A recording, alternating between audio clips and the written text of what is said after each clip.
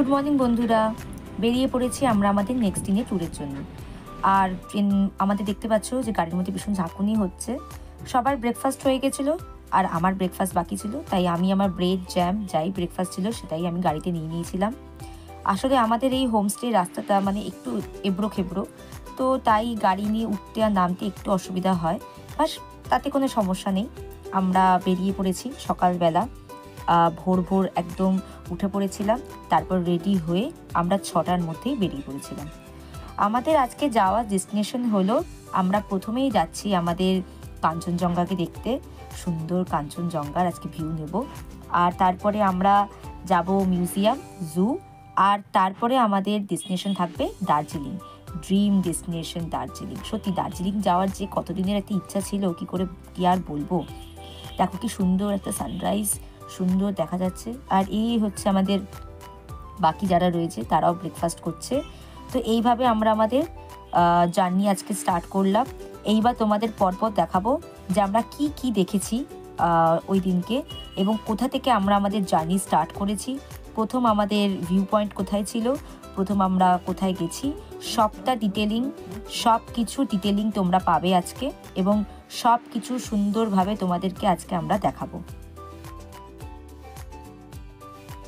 আমাদের প্রথম ডেস্টিনেশন হচ্ছে আমাদের সীমানা ভিউ পয়েন্ট। সীমানা ভিউ পয়েন্টে গিয়ে সেখান থেকে আমরা দেখব কাঞ্চনজঙ্ঘা। কাঞ্চনজঙ্ঘার আমরা একটা ভিউ, সুন্দর একটা ভিউ আমরা আশা করছি। আকাশ আজকে অনেকটাই পরিষ্কার আছে, তো দেখা যাক।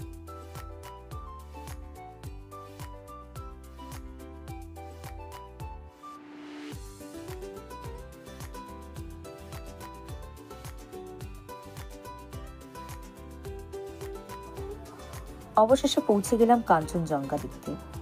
আর এই হচ্ছে কাঞ্চনজঙ্ঘা। আমি দেখে এক কথায় স্পিচলেস হয়ে গেছিলাম। কি অপূর্ব সুন্দর কাঞ্চনজঙ্ঘা। এর আগের বারে আমি যখন মিরিক এসেছিলাম, আমি একটুখানি দেখতে পেয়েছিলাম, কিন্তু এবারে যে ডিসেম্বর মাসে আসলাম, অপূর্ব সুন্দর এই কাঞ্চনজঙ্ঘার ভিউ পেলাম। এখন আমরা চলেছি লেপচা জগতের দিকে। লেপচা জগৎ মানেই পাইন বন। আমার বোন খুব সুন্দরভাবে এই পুরো ট্রিপটাই উপভোগ করছিল, আর আমি ওর একটা ছোট্ট ভিডিও করেছিলাম। এই হচ্ছে লেপচা জগৎ। চারিদিকে শুধু পাইন গাছের ছড়াছড়ি। লেপচা জগতে প্রবেশ করতে গেলে ওখানে দেখতে পাচ্ছ কাউন্টার আছে, ওখান থেকে আমাদের সকলকে 20 টাকা করে টিকিট কাটতে হয়েছিল। 20 টাকার টিকিট কেটে আমরা ঢুকে পড়লাম পাইন বনের ভিতরে। পাইন বনের ভিতরের ওই পরিবেশটাই একটা অপূর্ব পরিবেশ। চারিদিক থেকে একটু একটু করে রোদ্দুর এসে পড়েছে, আর তার সঙ্গে পাইন বনের ভিতরের পাতাগুলো দেখা যাচ্ছে, মানে এ ভাষায় প্রকাশ করা যায় না। তো যাই হোক, আমরা ঢুকে পড়লাম। ঢুকে আমরা অনেক ছবি তুলেছিলাম, আর তার সঙ্গে এই অপূর্ব সুন্দর প্রাকৃতিক পরিবেশটা আমরা প্রাণ ভরে উপভোগ করেছিলাম।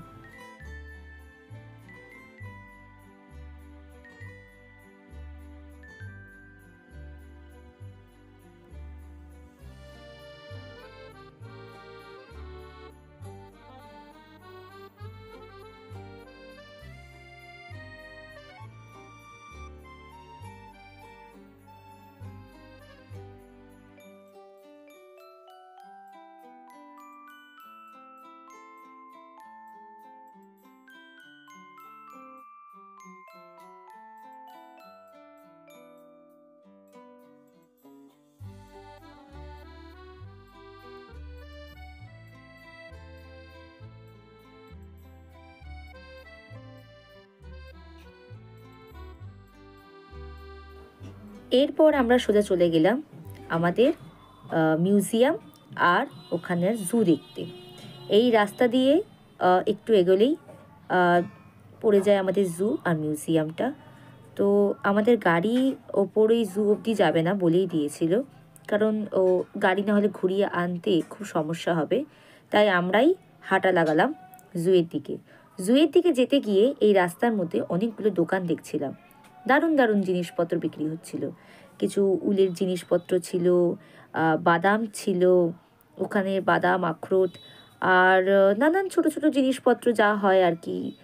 চেন ছিল, তো এরকম কিছু খাবারের জায়গা ছিল, চাট, ফুচকা এসব বিক্রি হচ্ছিল। তো বেশ ভালোই লাগছিল, বেশ মজা লাগছিল যেতে। তো এইভাবে হেঁটে যাচ্ছিলাম সবাই জু আর মিউজিয়ামের দিকে। জুটা অনেক বড় ছিল, তো জুয়ের সামনেই দেখতেই পাচ্ছ মারাত্মক ভিড়। সত্যিই সেদিনকে প্রচণ্ড ভিড় ছিল, লম্বা লাইন পড়েছে। আর আমাদের লাইন দেওয়ার জন্য মানে কাউকে না কাউকে যেতেই হতো। তো সেটাই জাস্ট আমরা ভাবছিলাম যে কে যাব। এক একটা টিকিটের দাম পড়েছিল, মানে মাথা পিছু টিকিটের দাম ছিল 110 টাকা করে। তো 110 টাকা করে টিকিটের দাম, মানে জাস্ট আমরা শুনেই ভাবছি যে কী হবে না হবে। বাট যাই হোক, আমরা টিকিট কেটে ঢুকে পড়লাম মিউজিয়ামের, সরি, জুয়ের ভেতরে। জুয়ের ভেতরে মিউজিয়াম আছে। তো জুটা ঘুরে দেখতে দেখতেই আমরা মিউজিয়ামগুলো দেখব। জুয়ের ভেতরে ঢুকে যাওয়ার পরে কোনো টিকিটের কোনো দরকার নেই, জাস্ট ঢুকবার আগে 110 টাকা করে মাথা পিছু আমাদের টিকিট কাটতে হয়েছিল। তো এই হচ্ছে ভেতরের একটা মিউজিয়াম, প্রথম একটা যে মিউজিয়ামটায় আমরা প্রথম ঢুকেছি। তারপরে এখান থেকে মিউজিয়াম ঘুরে, কারণ মিউজিয়ামের ভেতরে ফোন অ্যালাউ নয়, মানে ক্যামেরা অ্যালাউ নয়। তো সেখান থেকে আমরা ঘুরে আরেকটা দিকে যাচ্ছিলাম। তো সেখানে আরেকটা মিউজিয়াম ছিল, সেটা দেখব বলে।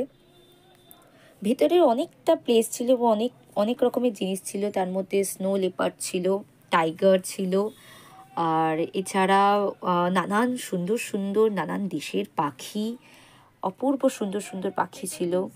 তারপরে সুন্দর, হ্যাঁ, অনেক রকমের গোট, নানান প্রজাতির গোট ছিল। তো বিভিন্ন জিনিসপত্র ছিল, বিভিন্ন প্রাণী, মানে বিভিন্ন অ্যানিম্যাল ছিল। এইটা হচ্ছে আরেকটা মিউজিয়াম, এখানেও আমরা ঢুকতে যাচ্ছি। তো এরপরে এই মিউজিয়ামটা ঘুরে দেখার পর আমরা চলে গেলাম একটা টি গার্ডেনে। জাস্ট আমরা দার্জিলিং ঢুকবার আগে, মানে একটা টি গার্ডেন আমাদের একদম রাস্তার পথে পড়েছিল। তো আমাদের ড্রাইভার বললো যে এই টি গার্ডেনটা আমরা দেখতে পারি। এটাও কাইন্ড অফ একটা ভিউ পয়েন্ট ছিল। তো বেশ সুন্দর লাগলো এখানে দাঁড়িয়ে। দূর দূরান্তে যে কত পাহাড় যে দেখা যাচ্ছিল তা বলে বোঝানো যাবে না। একটু ফগি হয়ে যাওয়ার জন্য কাঞ্চনজঙ্ঘাটা আমরা দেখতে পাচ্ছিলাম না খুব একটা ভালো, বাট সুন্দর লাগছিল। ঘুম স্টেশন দেখার পর আমরা বুঝে গেলাম আমরা ঢুকে পড়েছি দার্জিলিং। এই ঘুম স্টেশন টয় ট্রেন যেখান থেকে ছাড়ে, এই ঘুম স্টেশন থেকে বুঝতে পারছি আমরা দার্জিলিংয়ের ভিতরে আস্তে আস্তে ঢুকে পড়েছি। আর এইবার আমরা চলে যাচ্ছি সোজা দার্জিলিং।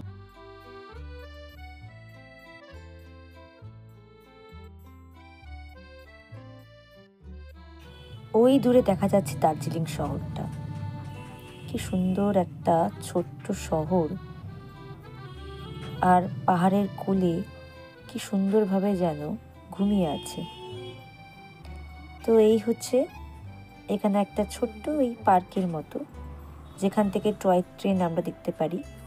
ওই ঘুম স্টেশন যে দেখলাম ওখান থেকে টয় ট্রেন ছাড়ে, আর ঠিক এখান থেকেই আমরা টয় ট্রেনটা দেখতে পাবো যে ঘুরে এখানে আসছে। টয় ট্রেনে করে দার্জিলিংয়ের এই পুরো যে জায়গাটা পুরো ঘুরে দেখা যায়, সেখানেও টিকিট কাটার ব্যবস্থা আছে। তো এই দার্জিলিং শহর আর তার সঙ্গে কাঞ্চনজঙ্ঘা আর তার সঙ্গে টয় ট্রেন সব মিলিয়ে বেশ সুন্দর লাগলো।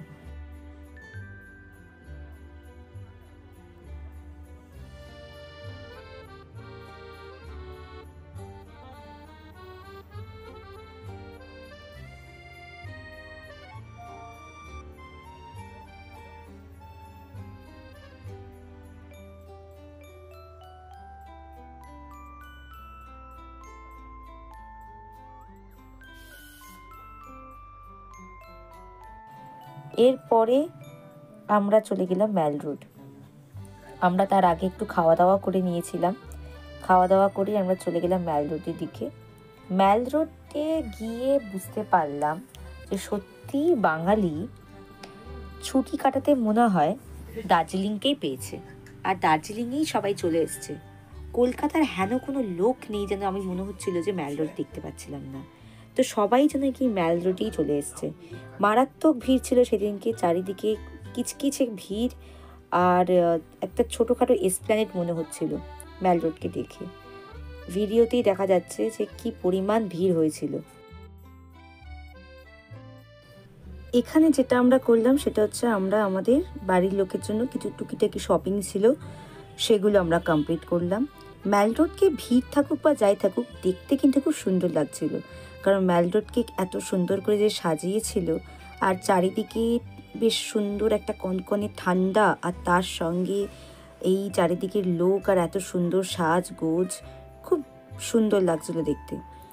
এই ছিল আমাদের সারাদিনের ট্রিপ শেষ করে আমাদের হোমস্টে ফিরতে ফিরতে অনেক রাত হয়ে গেছিলো সেদিনকে। প্রায় আমরা ফিরেছিলাম 8:30 9টার দিকে। তো সবাই ভীষণ টায়ার্ড ছিল। তো এইভাবেই আমাদের দিনটা শেষ হল। নেক্সট ব্লগে বাকিটা দেখাবো। আজকের জন্য টাটা।